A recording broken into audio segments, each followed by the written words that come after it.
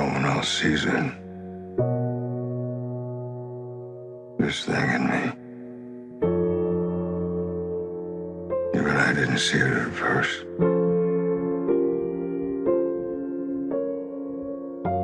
What is up, everyone, and welcome back to Into the Westworld. This is our weekly Westworld recap / review show where we talk about the episode that just aired, which is episode number 9. Zach, what is the title? Vanishing Point. Vanishing Point. There we go. I had it, and then I lost it because it vanished. Ha! Get it? Oh, my gosh. Pun intended. Pun intended, yes. So I am your host, Griffin Schiller. I run the Men vs. Movies YouTube channel, and I'm joined by my two co-hosts, as always, Mr. Zach Pope and Mr. Tyler Tompkins. Tyler, let everyone know how you're doing. Doing pretty good, man. We're here at the end. I mean, next week's the last episode. I can't believe it's already here. Yeah. It's crazy. But I'm excited to talk about Westworld. Yeah, and you're going to have some contrarian opinions that might be nice to balance out this this positivity that we're going to be getting. That's why we got him on the show. That's why we have him on the show. That's why he's a great value. So I'm here to rain on the parade. Exactly. And Mr. Zach Pope, how are you doing? I'm doing good. I'm ready to talk Westworld. I'm getting a little sad that the show's about to end. Like it feels like the first few episodes went so slow, and now it's like the last 4 have just like gone by with time. So yes. I'm ready. It's vanished. So yes, it's vanished. Yes, time has vanished while watching season 2. And as always, this episode is brought to you by Peach Pear LaCroix.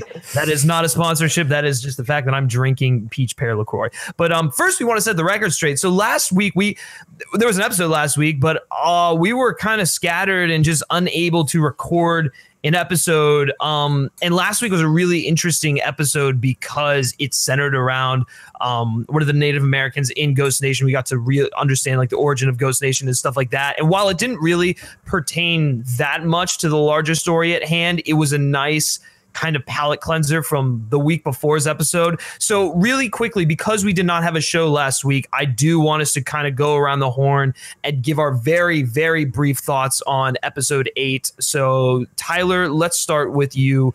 Did you like episode 8? What are some of the things that stood out to you very quickly? Yeah, I really liked it. We talked before in the episode or the preview of that episode how much I liked that actor who plays the Native American guy. I can't think of his name, but I thought he did an excellent job.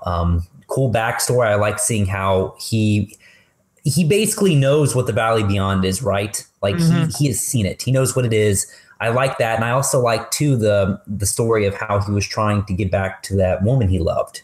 And how that, that was all that conflict. That was really neat. That was actually my favorite sequence in the film was when they were playing the rendition of Heart Shaped Box, and then it went into the journey. I love when they do that with the music. Yeah. It's so great, and that song was perfect for that episode too. Yeah, it was definitely an emotional, it was an emotional journey, but then it was also a more personal journey. It was one of the very few like character study episodes we've gotten because it focused solely on this guy. That encounter between him and Ford was great. And like you said, Tyler, Zahn McLaren, I believe is the guy's name. He was outstanding. He carried the episode, which interestingly enough played out like it was like a lyrical poem. It was very just like it was pretty. If that word makes any sense, it was just very pretty to watch. But I love last week's episode. But Zach, what are your quick thoughts on it? I really liked it. It's very different, and I just liked how they took that moment to really focus in on something that they've really been showing, like this Indian and these Native Americans since season 1. And we haven't gotten an episode like this where it's really diverged to a character that we've never even really seen before. And I don't think the show's ever done that before. So it was really intriguing to see that. Everything that you guys already said with him trying to find his wife was great. And I do think that he will either play into the season finale in a big way or play into the next season in another big way. Well, I mean, he definitely will, because and this is a great segue into this week's episode. From the encounter with Dolores and Teddy and their gang, when they encounter Ghost Nation, having had that episode, there's more weight behind it. They're not just like the bad, scary Native Americans. Like, we understand their purpose. They're like almost like the protectors of the Valley Beyond is like kind of what I got. It was so cool. So like last week's episode was like super important to like set up that stuff and to set up the finale for when everyone's going to converge. Well, and it also makes you look back really fast at like other things when you see them. It kind of seems like anytime anyone gets around that valley, they show up. Yeah, and that's where it kind of makes me look at like season 1 and earlier in season 2, where we do see him show up randomly. It's like it's kind of like, oh, it's like are they like the slasher horror characters of this franchise? But they're not. Like they have a purpose, like you said. There's a purpose. Right. Yeah, it's kind of like the what is it? The group that whatever, I'm going to call them the group that protects the Grail in Last Crusade. It's like, you think they're bad at first, but then like you talk to one of them and then you understand their like purpose and everything. And everything makes so much more sense now because you're just used to looking at it one way and now you look at it another way. So I also love that the main actor, not the main actor, but that main character, like he knew, like he's like Maeve, like he was the first one to really like, I know what's going on. Yeah, well, that was one of the things that I liked was in that encounter between him and Ford. I don't want to spend too much time on it, but it was like the creator meeting the creation and that sort of thing, and like we basically learn how they're able to achieve that level of consciousness. I mean, basically by not dying and stuff like that. They were like one of the original creations in the park. And we'll jump back to Maeve a little bit later on in episode 9 because there was some great stuff with her. Yes. But overall, Zach, let's start with you. What are your thoughts on episode 9? Vanishing Point was really creepy in a lot of ways. It gave me like just these chills, and I love that it focused on the Man in Black, William. Because again, we've gotten small iterations of him, but I don't think we've really ever gotten much of his wife before. No, this is really the first time. Yeah. And I really like that they went into that. I think that's what really hooked me is when this episode opened in on that. I'm like, okay, I love what they're going with this. And that's the main driving force for me in this episode was seeing a lot of his character. Because before, like, I've always intrigued by his character and I've liked the stuff that they've shown. But this episode really just put it all out there. And by the end of it, where you just see how crazy he's gone. That's the big thing. And that was the thing that I was like, holy fuck. And then that doesn't go against Dolores and Bernard had again, Jeffrey Wright. If he's not nominated for the show. It was a great moment. I was going to bring that up. The get out of my fucking head moment. That was the way he's shaking, like the trembling in him. Like, it's like, I'm so into this. I don't see Jeffrey Wright. I see Bernard. And everyone Dolores and Teddy had a great moment. Maeve and Anthony Hopkins were great. I want to save that for a little bit later on, but that was the moment. But getting back to the Jeffrey Wright moment, that was kind of like where it's almost like he was us as the audience because we feel like I feel so bad for this guy. He's had his brain just like messed with like the entirety of the show. And like that was like the one screaming moment where he was just like, the fuck, like stop it. Like, and we've never seen him get like that before. So it's like, I've never seen Bernard swear before either on the show, which is interesting. You don't really hear swearing a lot on the show unless it's like some like cartoon goon that's like part of Westworld. But like that was like a genuine gut like heart moment. Like, like that was the most swearing because there was a lot of fuck you Ford, and stuff like that. So, but that scene was like just fantastic. Like that probably was my favorite moment of the whole episode, even though like that was my favorite storyline going on. I love that moment so much because for once, like Bernard is like, I don't give a fuck, and I hope, however the show ends, I hope he gets like a good happy ending. Like if any character deserves it, I think Bernard's the one that deserves it overall. Yeah, no, I agree. So Tyler, let's move over to you. Just overall thoughts, then we'll start diving in specifically. But what did you like and what did you dislike? I know you disliked some stuff more than you liked it, but I mean, to me, I mean, like, we're so close to the finale, and in my mind, like an episode like this, I'm just like, this is like what you're going to show before the finale. It just felt like that, someone hit the brakes and we came to a halt because for me, I wasn't like the biggest fan of season 1, but I feel like season 2 has been, it's been pretty progressive. It's been moving forward pretty nicely. But this one, I don't know. Some of the things I liked, I did like the Bernard stuff. That was cool. And seeing the Man in Black kind of going crazy, it's cool. Like, especially whenever he's checking his arm and in the veins to see if there's any, like, if he's a host or not, I'm guessing. Do you remember that part where he like cuts into his arm? Yeah. That was pretty cool. But, I don't know, just kind of I didn't really feel it whenever he killed his daughter. I mean, I know they tried to set him up right there, and they tried to do a lot, with his wife and everything. But I don't know, man. The backstory. I didn't really feel anything when he killed his daughter. I was just like, man, I wanted to know more about her, but he did it so quickly. I was like, I don't know. Right. Well, and part of the thing might be because she wasn't really in the show a whole lot, mainly because there wasn't a whole lot to her character, because she was really there as more development for him, but then kind of like a look inside of like his family life, how he's like torn apart, his family, how he claims to care for them, but then during that confession moment, the only thing that matters to him is who he is inside of the park, which we're going to get into that a little bit later. But I can understand where you're coming from as far as not feeling anything when he kills his daughter, because she really hasn't been in the show enough for us to be like, oh, that's sad. But at the same time, and I think we all love the episode where she's introduced in that's a great episode. World. Like that was really cool. We were like, I hope we get to know more about her, and we've seen her, kind of sprinkled in throughout the past few episodes. But I'm just kind of if this is like really for real, like the end of her character, that's kind of disappointing to me. Yeah, I have a feeling it probably is. Me too. Just because she has served her purpose. But anyway, so let's get into the William story arc. This is the way we're kind of going to go through this. I think the best way to do it is to break down each character pretty much. Yeah. So the William story arc is the main one.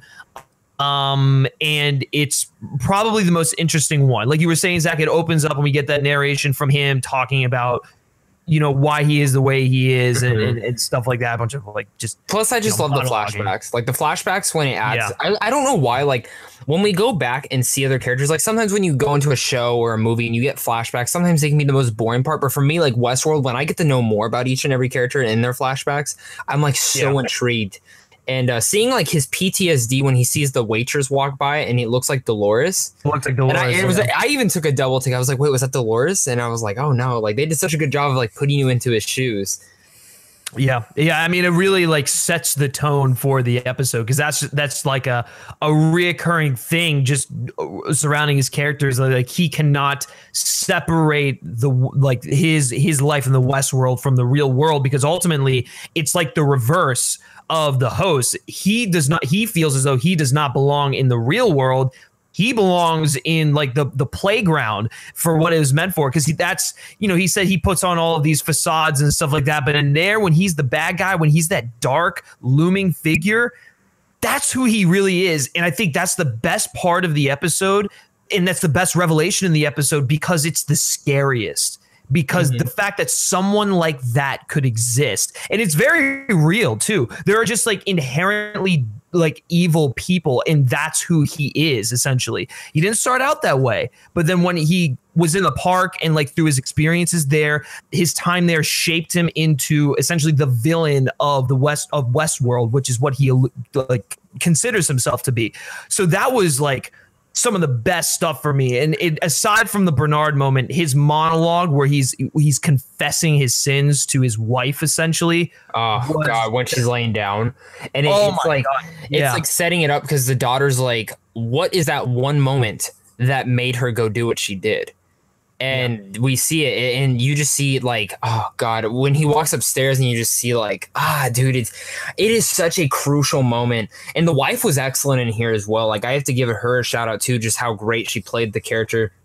And it's like they're really putting it out to be like that he is a good dad and stuff. And then you see that moment and you're like, no, like not at all.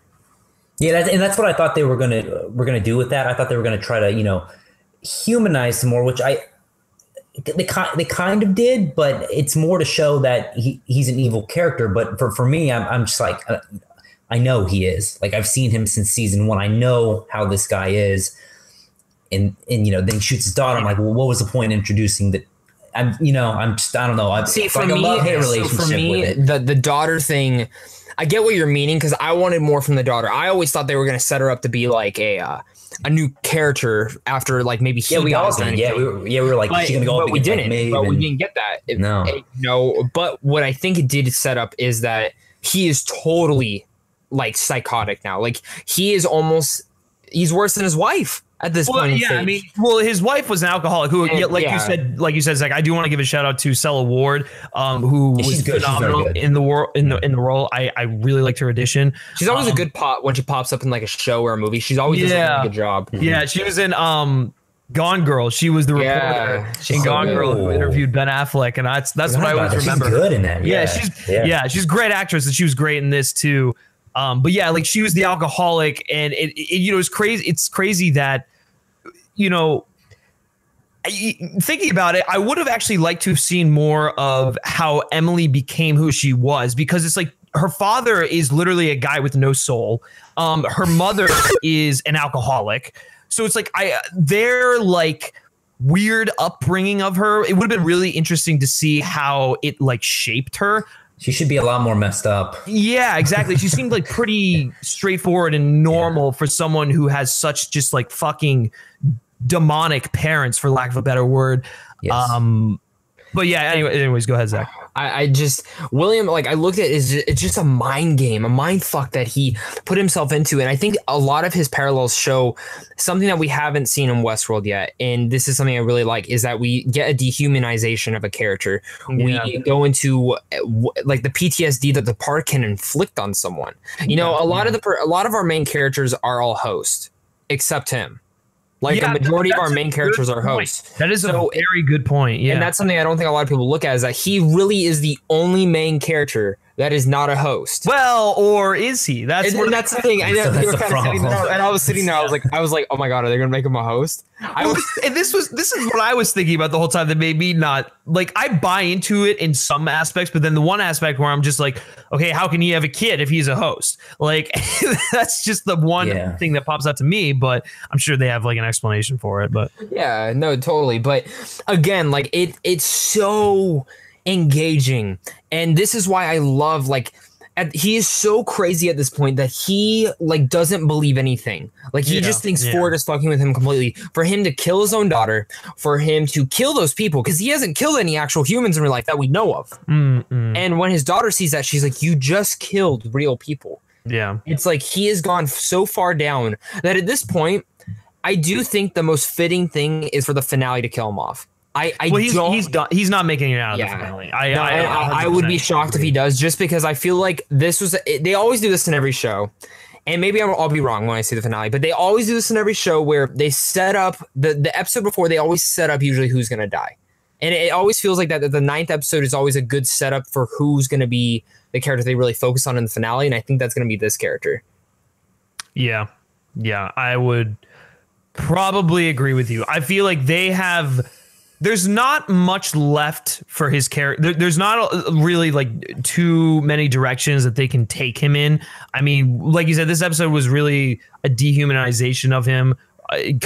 Us coming to the realization that he's lost his grip on reality. He doesn't even believe the people. And the thing that I like, just a quick aside here, was I feel like Ford knew what was going to happen back in the past. So he slid him that personality profile, knowing that his family would probably find it and call him out or something. And so, when the mother like hides it and then the daughter gets it, and her whole purpose for finding him is to expose what he's doing because he's such an evil person. It was kind of cool how that whole thing just kind of like seeing the wife's realization when she's looking at the tapes. It's just like, because you remember when he's just dragging Dolores. I remember the first season, I was like, who is this asshole? Like he's just fucking killing everyone. Yeah. So it's insane. It's like playing Grand Theft Auto and you're just pissed and just go on a killing streak. So, or Red Dead Redemption, whichever one you want to talk about, since that game is probably the one coming out this year. But I mean, that was William. Just wow, and bravo to Ed Harris. Wow, this is probably Ed Harris's best performance as William. I would say, I think one of his best performances in general. I mean, he's a really good actor, but he's always played like either a one-note character that doesn't really get into anything. I think Westworld's really let him show his acting chops. Like really in memory, I remember him from Snowpiercer, and then I have to give a quick shout out to Mother. He's very good at Mother. Yes, Mother. He is really good at that. Forgot. Anywhere I can give a shout out to Mother, I'll do it. Mother's amazing. I think he's Mother on that. No, I agree with you. He really is a standout in this show, in this episode especially. So I love the structure of it, and I loved how his story was really the focus of it. I really can't wait to see how they wrap it up in the finale. Which I will leave it on this note. This story arc.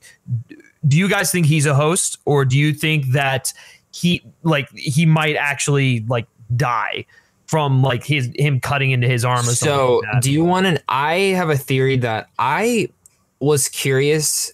I wonder if he's already tried downloading himself, like how Ford had him, given the cradle's not there anymore. But how do we know there's not like a backup thing to this? You know what I mean? Like, well, and we'll get into this when we start talking about Bernard's story arc. The Forge, which is what Bernard, I guess, called essentially the larger cradle, but it's where they have like the replicants of the guests arc.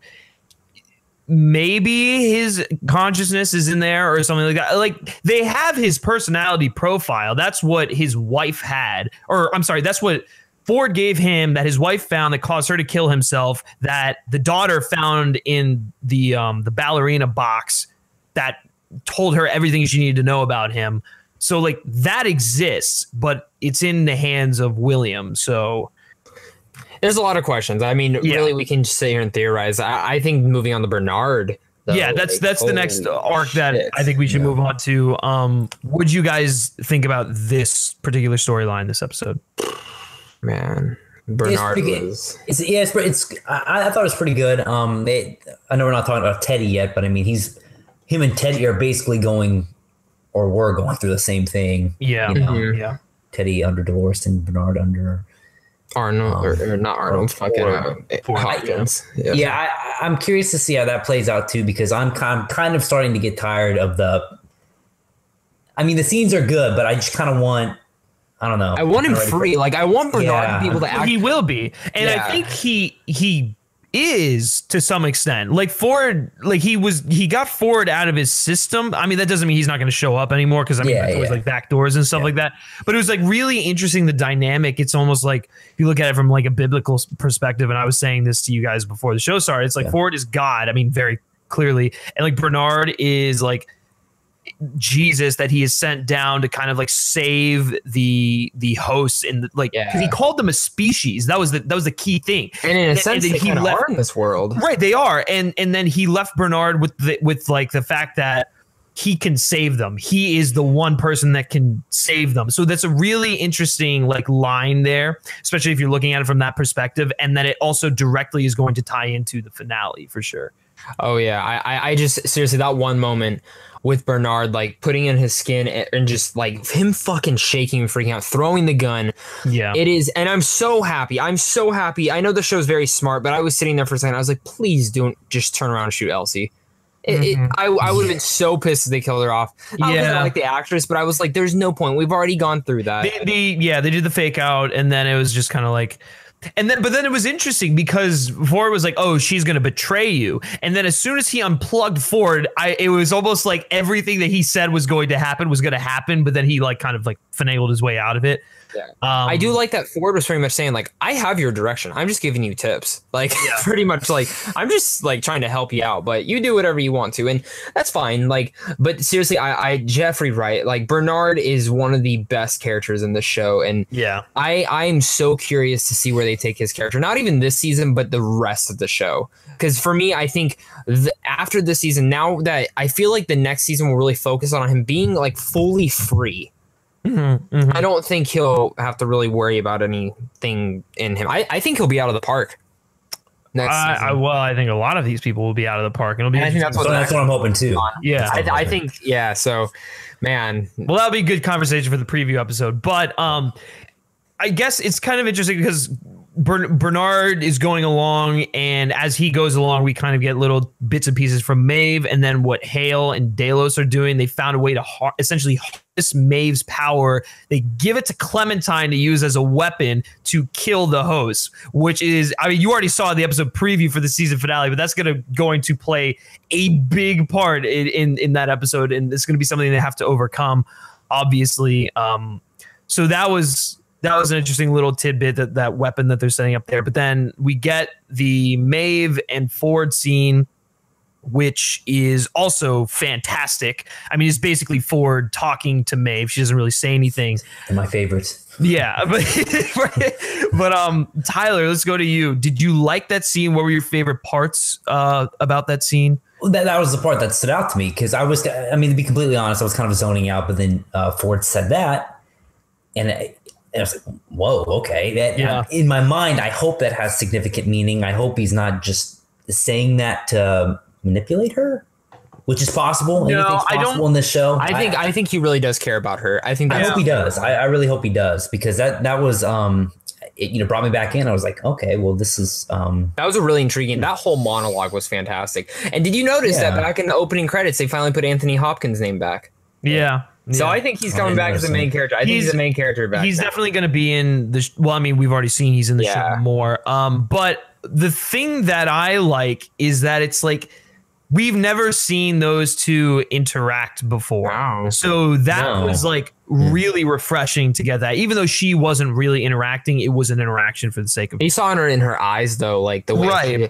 and dude, she is fucked up. Like the makeup and stuff on her neck. I'm like, dang, they tore her open. They tore her open. Like, I didn't even want to look at her neck and her arm, because it's like, fuck, this is like some Dawn of the Dead stuff. Right. But the thing I love is, and this just goes back to why I love Ford as a character so much. It's like, he knew all about her. He and it's one of the reasons why she was his favorite, and he wanted her to leave the park. And he said he could have, all he had to do was essentially open a door and she could have left, but she went back in for her kid. And then as a result, there was a kind of like a nice little parallel there. Ford went back in to save his child and Maeve, much like Maeve went in to save her own, because I guess he kind of like realized that's the human aspect to her, and that's what makes her so special. And he didn't expect that. He didn't expect it at all, that was such a great thing. And it's cool to see that. Obviously, we always knew Ford wanted more for the host, but it's cool to see, like, I want them all to leave.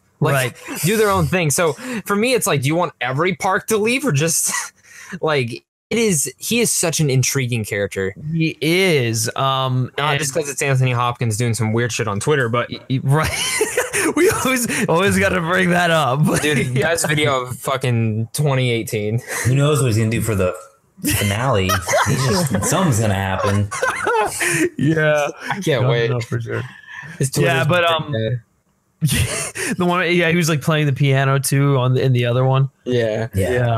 No, but yeah, that was a great moment. And I think looking into you watch the episode preview, obviously Maeve is going to make it out. We see that gives her control back. Thank God. Which is awesome. Well, we knew she was going to have to come back in some capacity. She's too amazing of a character to get rid of her. And Thandie Newton's amazing. Well, and that was the thing. Like, while Ford was talking with her, he was like, there's so much of your story left to tell. And so we were like, oh, that's like, you writers, come on. You got it. Foreshadowing to the max. Deadpool saying that stuff. Absolutely. Okay. And I feel like a lot of time too is spent. I feel like a lot of people, even the writers included, were probably very surprised by how much people like Maeve. Like they almost didn't expect it, Well, her character has just really become someone that is just like, so she has so many layers to her. Yes. She's very relatable on another level, and she's like the genuinely good side, whereas like Dolores is like manipulating people in order to reach the end goal, which we talked about that dynamic before. But yeah, I mean, that's what I think. And I think that it's interesting because she was a prostitute when we met her, so it's like really ironic that this prostitute has kind of turned into this moral center of the show. Yeah, so, like a modern day Cardi B. Hell yeah, dude. Oh my god. Cardi B, dude. Do we Hell just yeah. have a Cardi B reference on this show? The parallels. Fandy man. B. Fandy B, Oh, dude. Tandy B. Tandy B. Okay, so let's go into the final arc, which is the Teddy and the Dolores one. Ooh, the most underrated one in here. I agree, and it should not be understated because the ending of it, where Teddy ultimately kills himself, He did. that has a lot of weight. I think James Martin's gone. I think that's it. I agree. Now, Sorry, Tyler. maybe they'll bring him back in another season because I mean, you know, they might be. Maybe it's a flashback and stuff, or like that stuff where they're in the cradle. Because in the we'll get it in a preview. It looks like they're back in the cradle for some reason. Not the cradle. No, that but would the be forge, the forge. Yeah, But in the valley. Yeah. So that's my thing is that I mean I love Teddy, love what they did with him. It just felt like the writers kind of like, man, I don't know what to do with him. Let's give him a good farewell, and hopefully he's going to be Charles Manson in Tarantino's new film, but whatever. Oh, I hope that's why they get. I'd be okay if that's why he died. I'd be okay. Well, we're following that arc, and we realize that the old Teddy is still in there because he recognizes something from his past. And I like that. I like that And aspect. it's great because essentially he just became the walking Terminator for Dolores, and then he finally realizes it, and I think he already knew. I think he realized it from the beginning, but he was playing along. It was from the beginning. I think it was like as he was going along killing people, the old Teddy, because that's who he really is, started to creep into the programming, and it was like. You think after killing all the Indians, he kind of recognized that, especially when he sees the one walking off? Yeah. I mean, because that's why he let him go. That was the moment where you're like, the old Teddy's still in there, and then that moment between him and Dolores, I loved. I thought he was gonna shoot her. I thought so too, and I was like, "Fuck yes, my prediction is gonna come true," and then it didn't happen. But pretty close though. Pretty close. Yeah, pretty close. I loved the flashback though when the first time that he sees her. Yeah. That was their romance. Like that was the kind of creepy, but it's creepy because they're naked, but I mean they're androids. So I don't know, sentient beings now, I guess. Kind of mannequin-esque. Yeah. You think about mannequins think of in the retail stores that are like, I love that person, but I can't move. Yeah. Really? But the fact that he chose his own life and not kill her, that ultimately just showed the kind of person that he is. Like, he loved her so much, but he's not going to be used as a weapon of evil. So get ready. Yeah, and I love when he died. She looked like she was like rebooting. Like her eyes, like she literally looked like she was like totally just shutting down. Well, I mean, like which is crazy. We all knew that it was not going to end well the second she reprogrammed him. Like something was destined to happen, and I am okay with this decision because it makes sense to me, given the character and such. But I know Tyler has a different opinion on this. So Tyler, give us your thoughts on the Teddy Dolores storyline. Like it's like a love-hate thing. I mean, I hate it because I mean, you know, I love Maeve, I love Teddy. But it does hold weight. Like I did in that moment, I was like, oh dang, like this is a pretty powerful scene. Yeah. But in my mind, you know, watching season 2, I'm like, oh my gosh, you know, we talked about it. We're like, oh, we're getting the Teddy we deserve. We're getting this awesome Teddy. But I guess I thought they were giving us that Teddy because they were setting up something cool for future seasons. But in reality, they were just giving us what we always wanted because he's going to shoot himself. So yeah. And it set it up perfectly. I mean, if he really is gone, at least in this timeline, like the timeline going forward, I think I'm pretty good with it. Just because it made sense for the character. You can't be like The Walking. I don't want to be like The Walking Dead. You know what I mean? Like, because they did it with Ford already. I mean, like, but I mean, you know, he's a creator. Like, they brought him back. I don't want them to start. But it's like characters like this. It's like you can't just keep bringing them back. No. Like, I get it. That's the purpose. But getting rid of the cradle for me was that way of like, we already addressed this. Is that's their goodbye. Like, they're done. Yeah, it needs to be. It needs to be. They also had to get rid of him because, I mean, like he can't during the season finale when everyone's converging, we can't have one side that has the walking Terminator and literally Dolores and her fucking army. Like they had to kill off her army. Yeah, they have to weaken that side. And now we have a very emotionally unstable Dolores going into the finale, and it's 100% going to affect her. So you think all of them will make it in? You think all of them will make it to the Forge? Yeah, I mean, they're all like going towards the same thing, and we see it in the preview for the next episode. But everyone is like essentially converging on one thing, as many season finales do. Everyone converges on the central storyline. So now with Teddy's death and Dolores realizing that she is the cause of it, that's going to affect her, and it's going to affect her character in the finale. Yeah, I agree. Yeah. I agree on that. So it's sad. We love James Marsden. Maybe he'll be back somehow, but I'm not going to hold my breath on it. I think Teddy's dead. Yeah. Yeah. I think he's done. As much as it hurts to say, I hope he's done too. Yeah. Because I don't want it to get too, like it's The Walking Dead, Right. I got you. So. Well, that sounds like it's about it. Real quickly, just give your closing thoughts on the episode, and then we will close out this show. So, Tyler, starting with you, overall thoughts. Yeah, I mean, it's not my favorite episode. One of my least favorite. It might be my least favorite of the season, just because. Really? Possibly. Wow. Just because it was okay. I feel like it should have been something better right before the finale. So I told you before, some guy said, is the show going in circles or is it moving forward? And for me, I don't really know right now. I think it's a little bit of both. Mm-hmm. But there were some things I really liked that, we discussed. I'm just hoping the finale is really good. I really hope it's good. And I think it might be. Yeah, for sure. So, and Zach? Yeah. I really enjoyed this episode. Again, not one of my favorites, but still, I mean, it didn't have to be. Like, it gave me everything I wanted. It gave me more of what I wanted from Man in Black, and it was a good setup for the finale. I can't wait. I'm really sad, and I hope to God we don't have to wait a year and a half for the season 3. Because the way this season's going to end tells me that we are going to... I feel like we're going to have to wait longer than we think we're going to. Which, I mean, in the end, as long as it's not 14 years like The Incredibles, I'll be fine with that.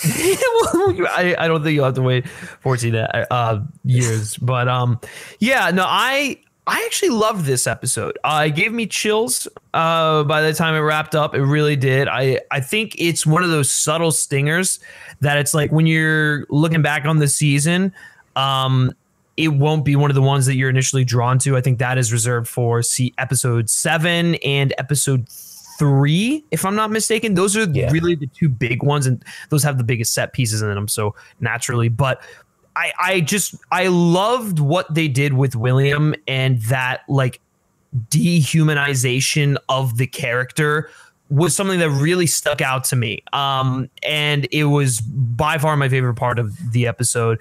And I think this is actually, if we're ranking the episodes, this would probably be in my top 5, maybe. Yeah, I'd say top 5 episodes of the season. It just, you're right. Like, I guess if you look at it, the grand scheme, not a lot happened, but it was the development that we got. Yeah. And I agree with you on that. The impact of everything that really just hammered this one home for me, and one of the reasons why I loved it so much. So I can't wait to see what's in store for the finale. We will be doing a preview for that, which will be released this Wednesday. So you can make sure to keep a lookout for that on the podcast feed. So thank you to my 2 co-hosts for joining me on this episode of Into the Westworld. Mr. Zach Pope, where can everyone find you? You guys can find me on Twitter at Pope the King. Come talk some Westworld and other geeky stuff over there. Also at Sandwich on Film's website and on YouTube at Zach Pope Reviews. Sweet. And Tyler Tompkins, dude, where can we find you? YouTube, Facebook, Instagram, Twitter, just by searching Tyler Tompkins. Hopefully I'm the first one that pops up. Boom. And you can find me at LaCroix trying to get a sponsorship. No. It's very important. That's very, the most very important part of this video. We need to get it for the season finale. We need season 3, guys. No, season 3. LaCroix, hear us out. Everyone, Yes, absolutely. Well, guys, before I give you my Twitter handle, if you like this episode and you like the stuff we've been doing on Into the Westworld, be sure to give this a rating and a review on iTunes. It greatly helps out the show. There's probably a link in the description if you're watching this on YouTube, or if you're listening to us on iTunes, just be sure to check in the ratings reviews section. We would really appreciate it. And if you like this video and you're watching it on YouTube, be sure to like it, share it with your friends, and subscribe to this channel. channel for more movie and television related content on a weekly basis. You can also like Men vs. Movies on Facebook and follow us on Twitter simply by searching Men vs. Movies. And lastly, guys, if you like me specifically and you like what I have to say, you can always give me a follow on Twitter at Griff Schiller. All right, and until next time, take care.